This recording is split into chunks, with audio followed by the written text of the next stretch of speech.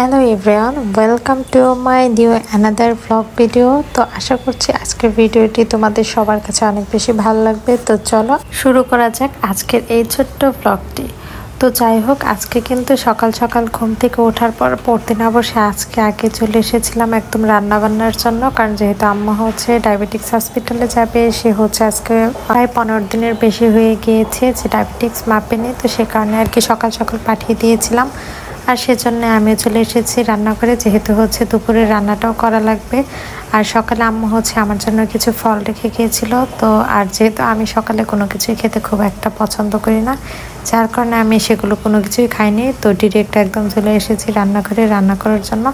ভাবলাম আগে হচ্ছে বাসায় রান্নাবান্নার কাজটা আগে শেষ করব। আর এর আগে কিন্তু সুন্দর একটা কেকও আমি হচ্ছে বানিয়ে নিয়েছিলাম, যেটার ভিডিওটি আমার হচ্ছে চ্যানেল প্লাস পেজে আপলোড করা আছে। তোমরা যেখান থেকে আমার ভিডিওটি দেখছো তো হচ্ছে তোমরা সেখানে কিন্তু পেয়ে যাবে আমার সেই কেকের রেসিপিটা।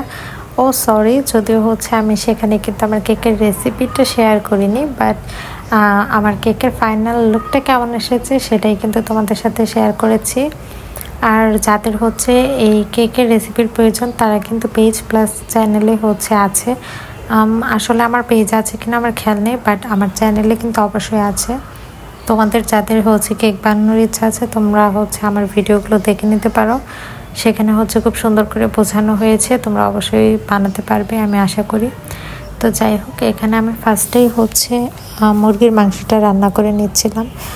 যখন আম্মু বাসায় না থাকে আম্মু আমার জন্য খুব সহজ সহজ সব রান্নাগুলো রেখে যায়, যেন আমি খুব ইজিলি সেগুলো বানিয়ে নিতে পারি। তো সে কারণে আমি হচ্ছে রাইস কুকারে আগে ভাতটা বসিয়ে দিয়েছিলাম, আর এখানে চলে এসেছি মাংসটা বানানোর জন্য।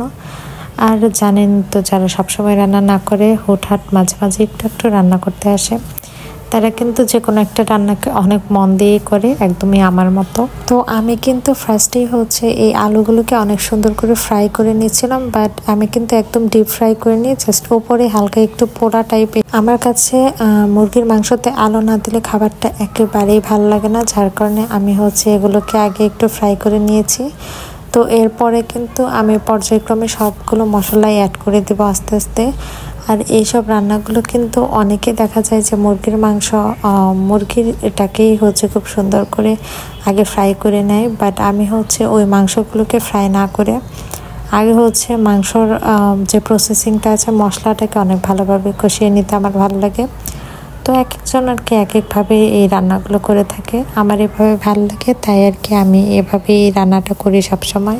আর আমার কাছে হচ্ছে পার্সোনালি ইন্ডাকশনের রান্না অনেক বেশি শান্তির লাগে, কারণ হচ্ছে এখানে আমি আমার ওড়নাটাও খুব রিল্যাক্সে ইউজ করতে পারি, খুব সেফলি, প্লাস হচ্ছে চুল নিয়েও বাড়তে কোনো প্যারা খেতে হয় না। কারণ যখন হচ্ছে গ্যাসের চুলায় রান্না করা হয় এইসব বিষয়গুলো কিন্তু অনেক বেশি সেন্সিটিভ, সবাই জানো। আর গরমের দিনে তো গ্যাসের চুলায় রান্না করা সে কি কষ্টের। তো এই দিক থেকে সব থেকে পারফেক্ট আমার কাছে মনে হয় যে ইন্ডাকশনের রান্নাটাই। আর এই ইন্ডাকশনে রান্না করলে কিন্তু খুব শর্ট সময়ে আমি হচ্ছে রান্নাটা শেষও করে ফেলতে পারি।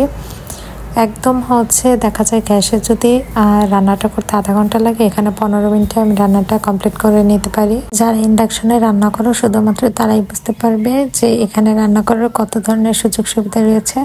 আর হ্যাঁ, অনেক আগে কিন্তু আমি হচ্ছে একটা ভুনা খিচুড়ির একটা হচ্ছে রেসিপি তোমাদের সাথে শেয়ার করেছিলাম। তো সেখানে আমি ইন্ডাকশনে রান্নাটা করেছিলাম। তো অনেক আপুরা সেখানে জিজ্ঞেস করেছিল যে ইন্ডাকশনে রান্না করলে বিলটা ঠিক কীরকম আসে। ইন্ডাকশনে রান্না করলে কিন্তু সারা মাসে হচ্ছে যদি দুইজন একটা ফ্যামিলিতে থাকে তার জন্য 250 থেকে 300 টাকার মতো বিল আসে। তাও আবার কিন্তু একদম 3 বেলা রান্না করে খাবে, প্লাস হচ্ছে চা এরকম টাইপের সব কিছুই আর কি করা যায়, বা বিকেলের কোনো স্ন্যাক্স আইটেম সকল কিছু বানানোর পরে কিন্তু 250 থেকে 300 টাকা আসে, এর বেশি একেবারে আসে না। যেহেতু আমার বাসায় হচ্ছে আমার মা আর ভাই এই দুজনেই থাকে, আর তারা কিন্তু 3 বেলা এই ইন্ডাকশনেই রান্না করে। তো সে কারণে আর কি আমি এই বিষয়ে খুব পারফেক্টলি আমার আইডিয়া আছে। আর আমি তো প্রায় দেখা যায় আসা যাওয়ার উপরেই থাকি, আবার এর মধ্যে আমার বাবা যখন আসে তখনও এখানেই রান্না করা হয়। আর মাঝে মাঝে গেস্টও আসে, কিন্তু তারপরেও কিন্তু সর্বোচ্চ হলে 300 টাকায় বিল আসে, এর বেশি বিল আসে না। এটা খুবই ভালো একটা দিক আমার কাছে মনে হয়। কিন্তু হচ্ছে গ্যাসের ব্যাপারটা হচ্ছে যে থাকুক বা না থাকুক, তাও কিন্তু বিল সেই 900 থেকে 1000 টাকা বিল কিন্তু দিতেই হয়।